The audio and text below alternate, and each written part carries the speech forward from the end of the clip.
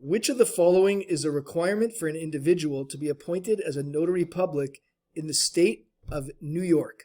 To help us answer this question, let's have a look at the executive law, specifically section 130 entitled Appointment of Notaries Public. It states, in part, that every person appointed as a notary public must, at the time of his or her appointment, be a resident of the state of New York, or have an office or place of business in New York State. So with this in mind, let's have a look at our four choices to determine our solution. Choice A states, must be a resident of California.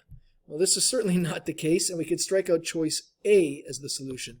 Choice B states, must have an office or place of business in New York State. Well, this is exactly what we just read in section 130 of the Notary Public License Law under the Executive Law section, and therefore this seems to be the correct solution. But before we mark it as such, let's have a look at choices C and D just to be certain. Choice C states, must have a residence and office both in New York State.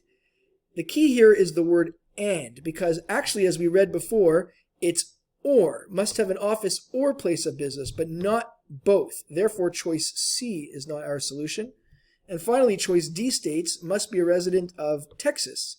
Well, that's certainly not the case, and we can strike out choice D, which leaves choice B, must have an office or place of business in New York State, as the correct solution.